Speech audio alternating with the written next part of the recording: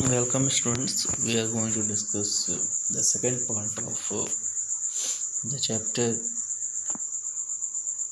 Stories of Flying Black Aeroplane by Frederick Forsyth. We will see the brief introduction of the writer Forsyth. He was born on 25 August 1938. He is an English novelist and journalist. He is best known for the thrillers such as The Day of Jackal, The Odysseus File, The Fourth Protocol, The Dogs of War, The Devil's Alternative, The Fist of God, Icon, Veteran, The Avenger, Afghan, The Cobra, and The Kill List. So, especially he is known for his theatrical writings, and he is basically a novelist and journalist. So, this is the brief introduction of Frederick. And now we will see the introduction of this chapter. What is about the chapter? The lesson Black Aeroplane by Frederick Forsyth reflects on how one's judgment gets distorted due to fantasizing and how it creates problems. So, this chapter clearly depends on the decision, on the judgment of the narrator, and he was thinking something. He was going to meet his family members and he was going to take breakfast with his family members. He was so excited. In this excitement, he has taken the decision, and what is the impact of this decision, we will see. In this chapter, the narrator is a pilot who is so eager to meet his family and have a good breakfast that he takes the wrong decision of facing the storm instead of doing the right thing. Meaning is this, in the excitement, the narrator has taken a wrong decision. And what is the impact of this wrong decision, we will see. Miraculously, he somehow manages to escape with the help of a mysterious aeroplane.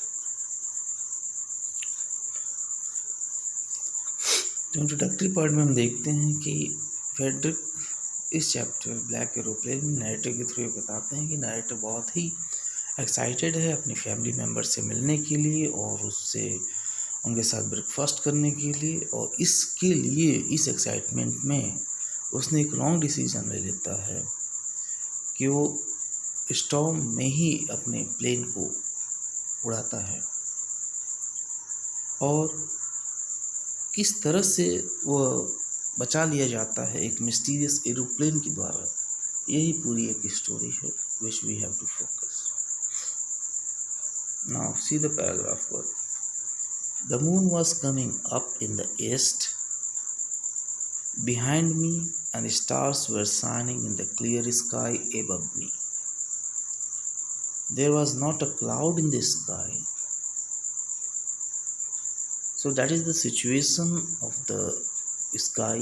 The sky is clear, the moon can be seen, stars were shining. In all, we can say, in a nutshell, we can say the sky is clear. Black clouds are not seen in the sky. I was happy to be alone high up above the sleeping countryside. I was flying my old Dakota aeroplane over France back to England. I was dreaming of my holiday and looking forward to being with my family. I looked at my watch, 1:30 in the morning. So here we see that narrator was flying old Dakota aeroplane over France back to England. He has given the description of the sky that is clear. He was very happy. He was also very excited because he was going to meet his family members, and he was going to have a breakfast with his family member, so he was very happy. And it was 1:30 in the morning when he was flying Old Dakota aeroplane. Now see, I thought I should call Paris control soon. As I looked down past the nose of the aeroplane, I saw the lights of a big city in front of me. I switched on the radio and said, Paris control, Dakota DS-088 here. Can you hear me? I am on my way to England. Over. The voice from the radio answered me immediately. DS-088, I can hear you. You ought to turn 12 degrees west now. DS-088, over. So here in this paragraph we have seen that narrator has conversed uh, or he has called Paris control, okay, and the conversation took place, and from Paris control he has got instruction to turn 12 degrees west, DS-088, over. तो इस paragraph में simply हम देखते हैं कि narrator जो है Paris control call करता है, वहाँ पे कन्वर्सेशन होती है और पेरिस कंट्रोल से उसे ये इंस्ट्रक्शन दिया जाता है कि वो जो है अपने प्लेन को 12 डिग्री वेस्ट की ओर टर्न कर ले. That was the simply. Now go to para number 3. So I checked the map and the compass, switched over to my second and last fuel tank. So he had checked everything. He checked the map, he had checked the compass, he had checked the fuel tank also, and turned the Dakota 12 degrees west towards England, because it was the instruction given to him by Paris control. So he has turned his Dakota 12 degrees west towards England. I will be in time for breakfast, I thought. This was the dream. This was the thought running in the mind of the narrator. A good big English breakfast. So he is thinking of the breakfast. He is thinking of family members. He is going to meet his family members very soon. That was the idea in the mind of narrator. Everything was going well. It was an easy flight. So everything was okay. He was flying easily. He was thinking of his family members. He was thinking of the breakfast. Paris was about 150 kilometers behind me. Paris was about 150 kilometers behind me when I saw the clouds, storm clouds. They were huge. Meaning is this, when he was 150 kilometers away from Paris, then he saw clouds. He saw the storm clouds, and these clouds were huge. They looked like black mountains standing in front of me across the sky. Earlier, according to him, the sky is clear, no clouds were seen, but here, when he turned his Dakota to 12 degrees west towards England, and when he was thinking about the breakfast, when he was thinking about family members, in the meantime he saw the huge clouds, huge storm clouds, and these clouds looked like black mountains. I knew I couldn't fly up over them.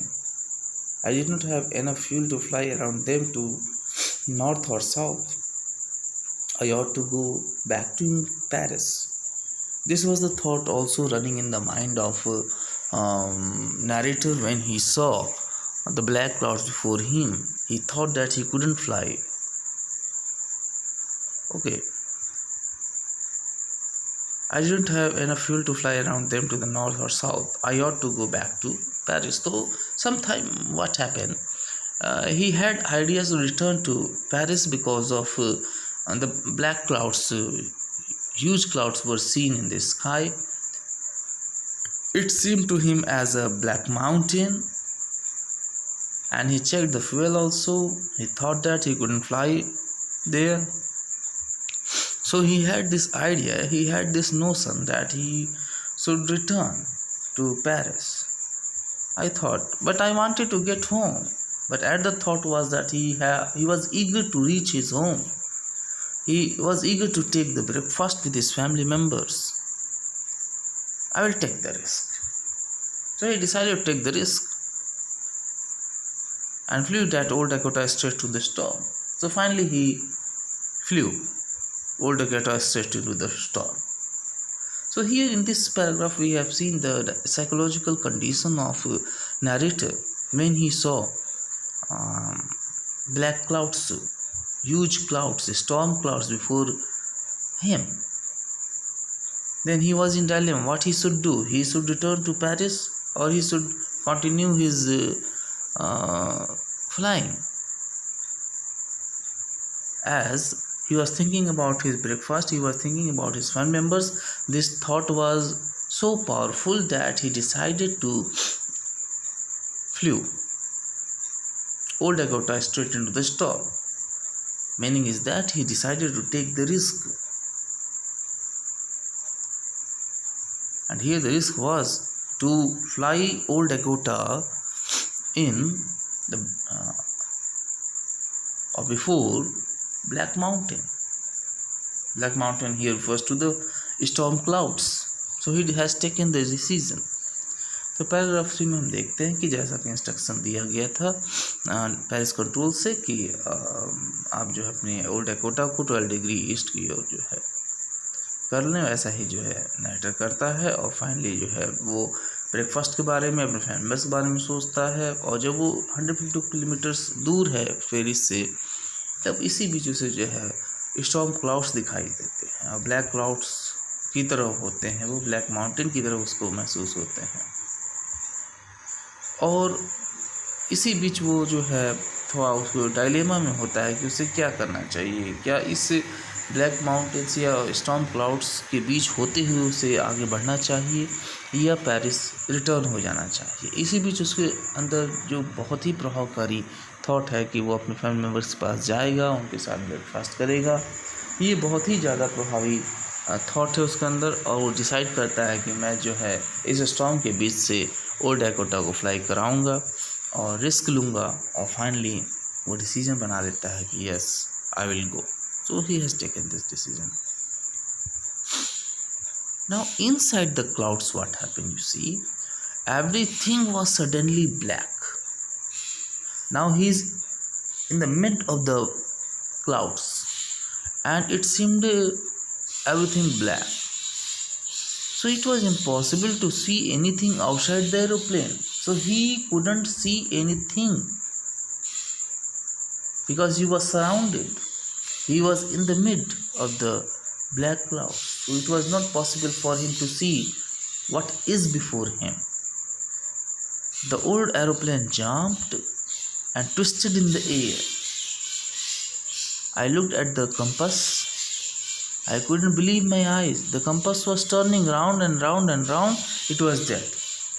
So that was the condition of narrator as well as his old Dakota also. It wouldn't work. The compass was not working. The aeroplane was jumping and twisting in the air, and narrator was not able to see what is before him because he was surrounded with the huge clouds, storm clouds. The other instruments were suddenly dead too. I tried the radio. So here you see that after entering storm clouds, the condition was totally adverse. The aeroplane was not working properly, the compass was not working properly, and the old Dakota was jumping and twisting in the air, and compass was turning round and around. Finally it was dead. Now it wouldn't work, compass was not working. So that was the condition of the narrator after entering uh, the storm clouds. After that he tried the radio also, he tried to connect to Paris control, or he tried the radio also, but he can't. He was trying to contact Paris control, so he was calling Paris control, Paris control, can you hear me? There was no answer. There was no answer. He was trying to contact Paris control, but there was no response. The radio was dead too. Means everything was dead there. Compass was dead there. It was not working properly. Radio was also not working properly. The plane was twisting and turning in the air. Okay. And narrator was not able to see before him. So there was no answer. The radio was dead. I had no radio, no compass. I couldn't see where I was. I was lost in the storm. So narrator thought that he was lost in the storm. Then in the black clouds quite near me, I saw another aeroplane. So in the meantime, when he was surrounded with the black clouds, he saw another aeroplane. It had no lights on its wings, but I could see it flying next to me through the storm. I could see the pilot's face also turned towards me. I was very glad to see another person. He lifted one hand and waved. He was saying, follow me, follow me. He knows that I am lost, I thought. He is trying to help me. So when everything stopped working, radio stopped working, compass stopped working, and the aeroplane was twisting in the air, and when Ned was surrounded with the black clouds, in the meantime he saw another aeroplane which had no lights on its wings. He saw that someone was flying that aeroplane. He had also seen the face of the pilot, and that pilot lifted his hand. It seemed that he is calling him. He was telling him to follow me, and narrator followed him. Narrator thought that this pilot had come to help me. So that was the condition of the narrator when he was surrounded with the black clouds. So इस पूरे paragraph में हम देखते हैं कि narrator जो है कोशिश करता है पेरिस कंट्रोल में बात करने की, लेकिन कोई बातचीत नहीं हो पाती है, कंपास कोई काम नहीं करता है, रेडियो भी कोई काम नहीं करता है, और नैरेटर कुछ देख नहीं पाता है आगे क्या है। और इस समय नैरेटर जो है ब्लैक क्लाउड्स से सराउंडेड है। इस बीच वो क्या करता है, बहुत खुश होता है क्योंकि उसके बीच जो है एक एरोप्लेन दिखाई देती है जिसके विंग्स पर कोई भी लाइट नहीं है, और वो उस एरोप्लेन को चला रहे पायलट को भी देखता है, और पायलट उसको वेव करता है, और ऐसा लगता है राइडर को कि वो उसको बुला रहा है, बोल रहा है मुझे फॉलो करो। नैरेटर साहब ये भी सोचता है कि शायद पायलट आया है उसको हेल्प करने के लिए। So this is the condition of the narrator. He turned his aeroplane slowly. He turned his aeroplane slowly to the north in front of my Dakota, so that it would be easier for me to follow him. I was very happy to be behind the strange aeroplanes like an obedient child. Means he was following this strange aeroplane just like a child. After half an hour, the strange black aeroplane was still there in front of me in the clouds. Now there was only enough fuel in the old Dakota's last tank to fly for 5 or 10 minutes more. I was starting to feel frightened again, but then he started to go down and I followed through the storm. Suddenly, I came out of the clouds and saw two long straight lines of lights in front of me. It was a runway, an airport. I was safe. I turned to look for my friend in the black aeroplane, but the sky was empty. There was nothing there. The black aeroplane was gone. I couldn't see it anywhere. So, here you see, after following this strange aeroplane, mysterious aeroplane, Naruto was able to save his life. Okay, he came out of the black storm or black clouds. Finally, he reached near the airport. So that is the condition. The narrator, after following the mysterious aeroplane, I landed and was not sorry to walk away from the old Dakota near the control tower. I went and asked a woman in the control center where I was and who the other pilot was. I wanted to say thank you. So narrator thought that it was the pilot of the strange aeroplane who saved his life, and he had a desire to thank him.